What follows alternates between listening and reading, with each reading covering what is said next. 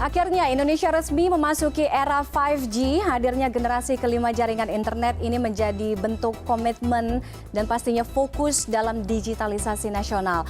Melalui sambungan Zoom kita bahas malam hari ini bersama Muhammad Ridwan Effendi, Sekjen Pusat Kajian Kebijakan dan Regulasi Telekomunikasi ITB. Selamat malam Pak Ridwan. Selamat malam, Mbak. Oke, Pak Ridwan, terima kasih sudah bergabung dengan kami di CNN Indonesia Connected. Yang hot banget 2 hari ini adalah semua orang ngomongin 5G ya. Masuk ke dalam era 5G, ini lompatan yang pastinya penuh dengan tantangan. Tapi pertanyaannya adalah, siapkah Indonesia? Is Indonesia ready for 5G sebenarnya? Baik, kalau dari sisi ekosistem, insya Allah kita sudah siap. Jadi dari pengembangan aplikasi dan use case, ITB sudah terlibat di dalam pengembangan aplikasi-aplikasi itu, sehingga juga banyak perguruan tinggi yang terlibat, sehingga insya Allah Indonesia itu sudah siap untuk memasuki era 5G ini. Oke, jadi kalau Pak Ridwan ini sebenarnya optimistis ya bahwa kita siap kok masuk ke era 5G. Tapi kalau kita lihat di era 5G artinya fokus dalam digitalisasi nasional, kesiapannya banyak ya, tantangannya banyak. Salah satunya mungkin yang menjadi fokus utama adalah terkait dengan infrastruktur, kemudian perluasan jaringan internet. Nah, kita tahu bahwa transformasi digital ini harus sangat dirasakan oleh seluruh masyarakat Indonesia, bahkan sampai ke pelosok-pelosok. Tapi kalau kita berbicara mengenai infrastruktur, permasalahannya adalah percepatan infrastruktur teknologi informasi dan komunikasi mencakup perluasan BTS ya. Kemudian masih banyak daerah yang sampai sekarang ini ngomongin soal jangkauan internet belum semuanya terjangkau. Ini juga harus menjadi fokus 2 hal ini, Pak Ridwan. Betul, iya. Iya, baik. Memang dari sisi infrastruktur masih ada yang harus disiapkan. Terutama untuk 5G ini adalah fiberisasi ya. Fiberisasi, karena 5G ini butuh mutlak nyambungan fiber dari BTS ke core network. Dan tentunya untuk saat ini masih memungkinkan di daerah perkotaan yang sudah terkoneksi itu. Dan insya Allah mudah-mudahan selanjutnya adalah masuk ke daerah pinggiran. Dan beberapa lokasi strategis yang sudah dicanangkan oleh pemerintah, tentunya daerah wisata, ada beberapa daerah wisata potensial dan juga ibu kota negara. Nah, kalau berbicara tentang penyiapan infrastruktur, tentunya memang banyak yang juga yang harus kita siapkan, diantaranya penyediaan frekuensi. Karena sekarang ini frekuensi yang dipakai 5G atau Telkomsel itu baru sebagian kecil dari alokasi frekuensi 5G yang sesungguhnya harusnya disediakan.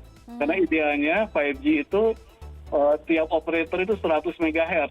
Sekarang ini Telkomsel masih menggunakan 30 MHz. Dan insya Allah pemerintah rencananya tahun ini akan mengeluarkan frekuensi inti untuk digunakan untuk 5G ini. Sehingga insya Allah dari sisi infrastruktur itu kita sudah siap juga. Iya. Oke, Pak Ridwan, dengan segala konsekuensinya kan jaringan 4G ini nantinya harus akan berjalan gitu ya secara simultan dengan jaringan 5G. Padahal kita tahu kalau ngomongin 5G pun belum nyampe lompat ke 5G, masih banyak daerah juga yang sekarang belum bisa mengakomodir 4G itu sendiri. Nah, bagaimana ini nanti harus meng-catch up ketika mungkin satu daerah yang satu sudah catch up ke 5G tapi yang lainnya masih 4G, atau nanti ketika yang satunya 4G gitu, nanti bagaimana ini nanti mengakomodir ini semua?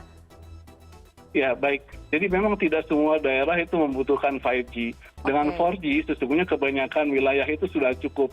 Hanya saja memang sudah banyak wilayah di Indonesia yang butuh 5G itu, diantaranya daerah-daerah industri dan residensial. Di daerah pinggiran sedikit itu sesungguhnya kecepatan 4G yang stabil itu sudah cukup. Sehingga sesungguhnya 5G itu akan menjadi tumbuh berkembang di daerah-daerah yang memang trafiknya saat ini sudah sangat padat, yang sudah tidak bisa lagi diatasi dengan penambahan BTS karena permasalahan teknis ya. Jadi BTS itu tidak bisa ditambah lagi karena interferensi yang tinggi. Oleh karena itu harusnya secara teori dia harus ganti teknologi ke teknologi yang lebih efisien. 5G itu menawarkan 10 kali kecepatan untuk bandwidth yang sama, sehingga tentunya ini menjadi pilihan. Nah, untuk daerah-daerah yang lain yang masih bisa dengan kecepatan lebih rendah, tentunya 4G sudah cukup. Oke, Selain masalah infrastruktur, kemudian perluasan BTS, itu tadi ya jaringan internet juga, 5G ini tentunya nanti harus berjalan sustain antara masyarakat dan provider atau operator. Implementasinya gimana? Kalau di timeline tuh banyak juga pertanyaan seperti ini. Oke, kalau misalnya nanti 5G gitu ya, artinya kita pun masyarakat, pengguna ponsel atau pemilik ponsel juga harus menyesuaikan kan? Apakah harus seperti itu? Kemudian akhirnya berbicara mengenai gawai atau gadget yang harus digunakan oleh masyarakat kita. Ya, memang kalau kita berbicara tentang gawai, itu 5G itu masih mahal ya, boleh dikatakan masih di atas 5 juta rupiah kalau saya lihat di pasar itu. Dan tentunya masyarakat di perkotaan sih kalau untuk 5 juta untuk handphone itu sudah relatif murah ya. Indonesia itu beberapa tahun yang lalu menempati statistik di dunia itu rata-rata 10 bulan sekali ganti handphone baru. Sehingga di masyarakat perkotaan masalah handphone, gawai itu tidak menjadi masalah. Gitu. Bagaimana dengan masyarakat yang tidak berada di perkotaan? Ya, baik. Masyarakat yang tidak ada di perkotaan tentunya dengan handphone 4G sudah cukup. Jadi karena sekali lagi 5G itu dibutuhkan bagi orang yang memang butuh kecepatan tinggi, misalkan untuk extended broadband ya.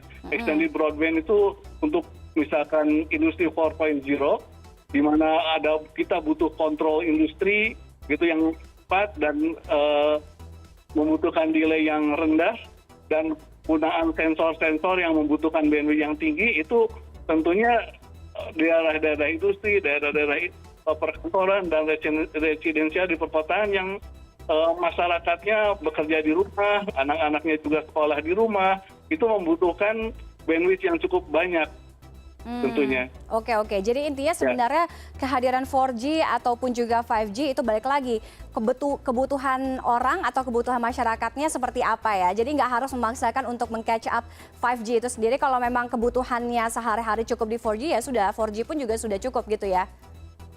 Iya betul. Jadi memang antara 4G dan 5G itu saling komplement pada akhirnya. Bagi masyarakat yang memang di daerah-daerah tertentu yang 4G-nya sudah sangat lambat, maka tentunya 5G itu menjadi pilihan. Terutama di daerah perkotaan ya. Di daerah perkotaan itu sudah sulit bagi operator untuk menambah BTS. Sehingga pilihannya hanya teknologi. Sehingga masyarakat di perkotaan memang yang akan pertama masuk ke 5G. Oke. Pak Ridwan, saya mengutip pernyataan statement dari Menkominfo bahwa sebenarnya gelaran jaringan 5G ini punya aspek untuk keamanan serta pertahanan daya tahan Indonesia. Boleh dijelaskan mengapa sih sebenarnya 5G itu begitu penting atau urgensi dari 5G itu sendiri? Karena selama ini kan mungkin banyak masyarakat gitu ya, masyarakat awam kalau kita ngomongin 5G ya kita taunya hanya kecepatan internet aja, beda dengan 4G dan 3G pastinya. Ya, seperti kita tahu sekarang ini data merupakan aset yang sangat mahal ya. Sekarang ini tambang emas dunia itu ada di data, dan dengan kecepatan internet yang semakin cepat tentunya ini menimbulkan suatu kerawanan. Dan tentunya ini menjadi concern bagaimana security daripada jaringan. Ini yang harus ditekankan, bahwa internet boleh cepat tetapi keamanan jaringan tetap harus dijaga sehingga data kita tidak mudah untuk disadap dan tidak mudah untuk diproduksi di tempat lain seperti itu. Nah, ini yang menjadi komitmen seharusnya dari para penyelenggara negara dan juga operator untuk sama-sama menggunakan suatu standar keamanan yang sudah pasti seperti itu. Oke, dengan 5G ini sendiri bagaimana Pak Ridwan? Apakah lantas dengan adanya 5G perihal keamanan gitu mungkin akan lebih lebih secure dibandingkan dengan 4G kah atau seperti apa? Sesungguhnya dari sisi jaringan 4G atau 5G-nya sendiri itu sudah aman. Hanya karena teknologi ini berbasis kepada IP, tentunya banyak masalah di cloud yang kita tidak tahu, di luar kontrol. Sehingga tentunya selain standar keamanan dari 5G-nya sendiri, kemudian di jaringan harus ditambahkan enkripsi tambahan supaya data itu bisa melalui secara aman dari ujung ke ujung seperti itu. Oke. Pak Ridwan, harapannya dengan adanya 5G di Indonesia mungkin dalam beberapa tahun ke depan ketika itu nanti akan merata. Ya, baik. Kalau kita amati ya, bahwa setiap penambahan subscriber 1 juta itu secara ekonomi itu akan menambahkan PDB 1,38%. Dan ini sudah terbukti di Indonesia, sudah ada pengukuran dari tahun 2020 sampai 2012. Dan ternyata Indonesia melebihi 1,38% ini.